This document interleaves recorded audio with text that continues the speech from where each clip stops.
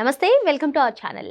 ఆంధ్రప్రదేశ్ ముఖ్యమంత్రి నారా చంద్రబాబు నాయుడు గారికి ప్రధాని మోదీ ఫోన్ చేశారు. మరి ప్రస్తుతం ఏపీకి మోంటా తుఫాను గండం పొంచి ఉన్నందున కేంద్రం నుంచి సహాయ సహకారాలు ఉంటాయని, అదేవిధంగా రాష్ట్రం మొత్తం కూడా అలర్ట్గా ఉండాలన్నట్టుగా కూడా మోదీ గారు చెప్పినట్టుగా తెలుస్తుంది. మరి చంద్రబాబు నాయుడు గారు ఈ తుఫాన్ని ఏ విధంగా ఎదుర్కోబోతున్నారు, అసలు మరి 2019 నుంచి 2024 వరకు ఇటువంటి ప్రకృతి వైపరీత్యాలు జరిగినప్పుడు జగన్మోహన్ రెడ్డి గారు ఏ విధంగా ఎదుర్కొన్నారు, ఇదే అంశంపైన చర్చించడానికి మనతో పాటుగా ఉన్నారు సీనియర్ జర్నలిస్ట్ దుర్గకుమార్ గారు.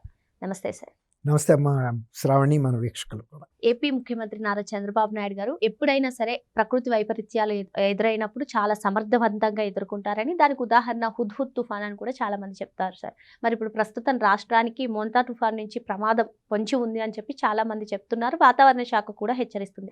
ఇటువంటి నేపథ్యంలోనే ప్రధాని మోదీ గారు ఫోన్ చేయడం, అప్రమత్తంగా ఉండాలని సూచించడం, కేంద్రం నుంచి కూడా సహాయాలు ఉంటాయని చెప్పడం, ఇదంతా ఒక ఎత్తు అయితే, మరి 2019 నుంచి 2024 వరకు ఎప్పుడైనా ప్రకృతి వైపరీత్యాలు వచ్చినప్పుడు జగన్మోహన్ రెడ్డి గారు ఏ విధంగా ఎదుర్కొన్నారు, అసలు బయటకు వచ్చారా?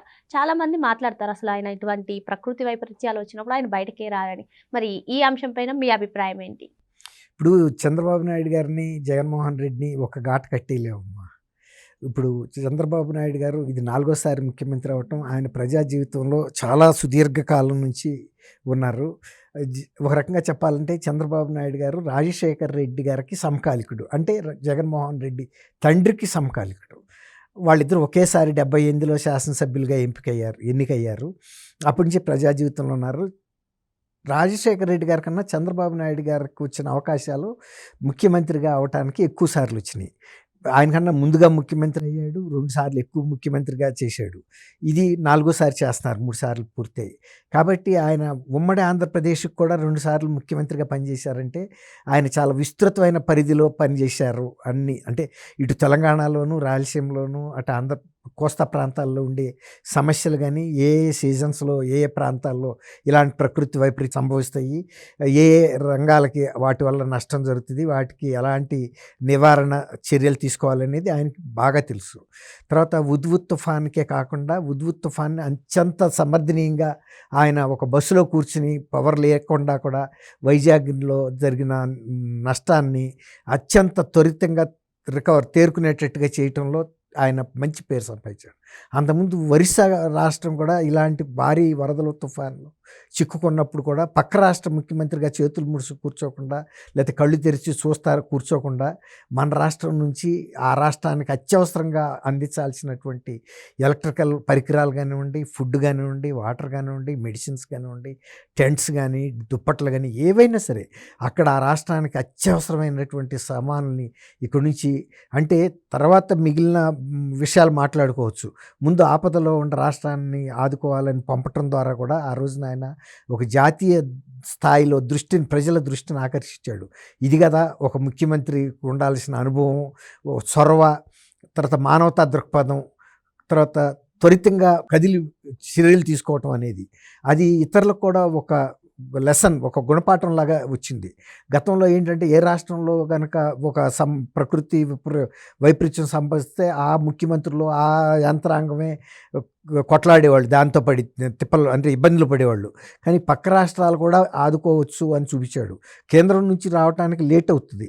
అదే మనకి పక్క పొరుగు రాష్ట్రం, సరిహద్దు రాష్ట్రం కాబట్టి వైజాగ్, విజయనగరం, లేకపోతే శ్రీకాకుళం జిల్లాల్లో ఉండే అదనపు పోల్స్, ఇది కరెంటు స్తంభాలు కానీ, తర్వాత ట్రాన్స్ఫార్మర్లు కానీ, తీగలు కానీ, ఇలాంటివి అన్నీ కూడా ఏ ఎక్విప్మెంట్ కావాలంటే ఆ ఎక్విప్మెంట్, ఫుడ్కి సంబంధించి ఫుడ్కి వెళ్ళిపోయినాయి, మెడిసిన్స్, మెడికల్ టీమ్స్ వెళ్ళినాయి, తర్వాత స్వచ్ఛంద సేవా సంస్థలు వెళ్ళినాయి. అట్లా అంతా కూడా వెళ్ళేటప్పటికి ఒరిస్సాకి చాలా పెద్ద రిలీఫ్ వచ్చింది. అంటే ఒక రాష్ట్రమే కనుక పోరాడాలంటే దాని శక్తియుక్తులు, దానికి ఉండే వనరులు పరిమితం.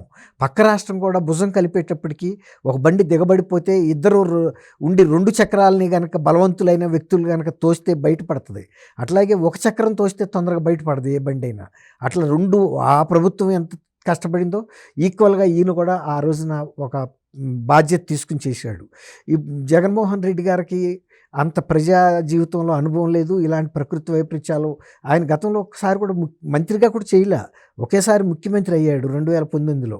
151 స్థానాలు ప్రజలు ఆయన బాగా ఆశించి ఎన్నో మార్పులు చేస్తాడని, మేలు చేస్తాడని చేస్తే వాళ్ళకి జరగలేదు. వాళ్ళు నిరుత్సాహపడ్డారు, వేరే విషయం. ఆయన విఫలమయ్యాడు. కానీ మనం ఈయన్ని ఇట్లాంటి ప్రకృతి వైపరీత్యాలు చంద్రబాబు నాయుడు గారు లాగా చేశాడా అని మీరు అడిగితేనే చెప్పలేను. ఎందుకంటే ఆయన గతంలో చూడలేదు ఇలాంటి. గతంలో ఒక సమితి ప్రెసిడెంట్గా చేసి ఉంటే కొంత అనుభవం చిక్కుతుంది ప్రజల్లో. ఒక సర్పంచ్గా చేస్తే కనీసం ఒక గ్రామ స్థాయిలో అనుభవం చిక్కుతుంది. ఓ జిల్లా పరిషత్ చైర్మన్గా చేస్తే జిల్లా స్థాయిలో అనుభవం చిక్కుతుంది. మంత్రిగా చేస్తే రాష్ట్రంలో చిక్కుతుంది.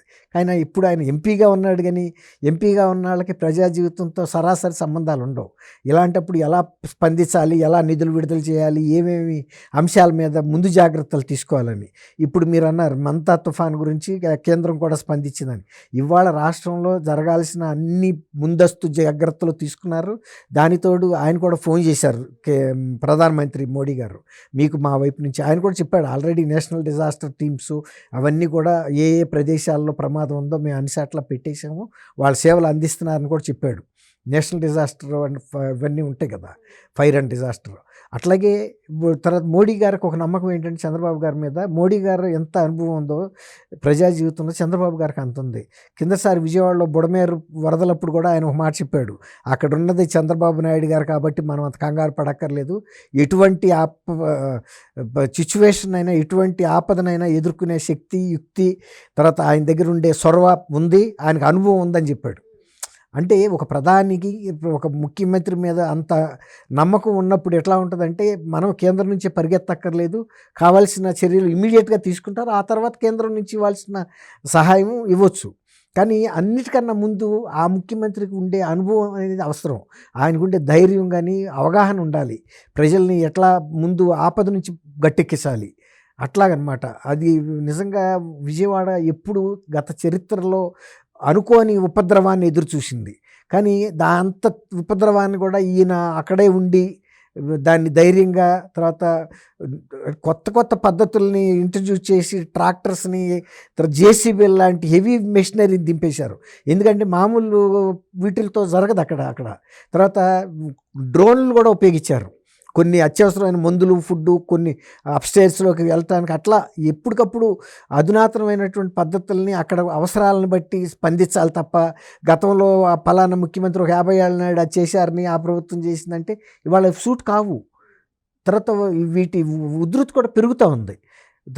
అది మీరు అన్నట్టు హుద్హుద్ తుఫాను అది ఒక చరిత్ర సృష్టించింది వైజాగ్లో. అంతర్ తుఫాన్ని కోస్తా ప్రాంతంలో ఉన్న వైజాగ్ కూడా ఎప్పుడు అనుభవించాల అంత తీవ్రతని. అంత బిల్డింగ్స్ కూడా షేక్ అయిపోయినాయి అని చెబుతున్నారు. 2050 మైల్స్ కిలోమీటర్ స్పీడ్లో విండ్స్ వచ్చినాయి అని చెబుతున్నారు. కొన్ని షిప్పుల్లో రికార్డ్ అయింది అది, ఆ విండ్ ప్రెషరు అట్లా అనమాట. కాబట్టి ఈ మంతా తుఫాన్ కూడా ఆల్రెడీ రాష్ట్ర ప్రభుత్వం తీసుకోవాల్సిన చర్యలను తీసుకుంది. ఏ జిల్లాలు అప్రమత్తం చేయాలి చేసింది. పాఠశాలలు కూడా ముందుగానే ఆ ఆదేశాల ప్రకారం హెచ్చరికలను అనుసరించి మూసేశారు. ఎందుకంటే ఏదన్నా రేపు ప్రమాదాలు జరిగిన తర్వాత బాధపడే కన్నా ముందే వాటిని నివారించాలి. పిల్లలు ఏదైనా స్కూళ్ళల్లో గోడలు పట్టడం ఏదైనా జరగవచ్చు. కాబట్టి తర్వాత వాళ్ళు వెళ్ళేటప్పుడు కూడా ఒక్కోసారి వరదల్లో చిక్కుకుని ఏదైనా ప్రమాదాలకు గురవుతారు చిన్నపిల్లలు. అందువల్ల అటువంటి ముందు జాగ్రత్త చర్యలన్నీ తీసుకోవటంలో చంద్రబాబు నాయుడు గారికి గతంలో ఉన్న అనుభవం పనిచేస్తుంది. సరే, మనం ఇట్లాంటప్పుడు ఇతరులతో పోల్చడం అనేది మనకు అసలు అంత కరెక్ట్ కూడా కాదు. ఎవరి శక్తి వాళ్ళకే, అది ప్రజలు నిర్ణయిస్తారు. ఏ ముఖ్యమంత్రి మంచివాడు, ఏ ముఖ్యమంత్రికి అనుభవం ఉందనేది. ఇప్పుడు వాళ్ళు మొన్న 2024లో అటువంటి ఒక తీర్పు అయితే ఇచ్చారు కదా. మరి చంద్రబాబు నాయుడు గారికి జగన్మోహన్ రెడ్డి గారికి అసలు పోలిక పెట్టడానికి సంబంధం లేదని, చంద్రబాబు నాయుడు గారు ఎటువంటి ప్రకృతి వైపరీత్యాలు వచ్చినా సమర్థవంతంగా ఎదుర్కొని వెంటనే పరిష్కారం చూపే విధంగా ఆయన అడుగులు వేస్తారని దుర్గకుమార్ గారు చెప్తున్నారు. మరో అంశంతో మళ్ళీ కలుద్దాం. Thank you sir. Thank you Sravani, మన వీక్షకులు.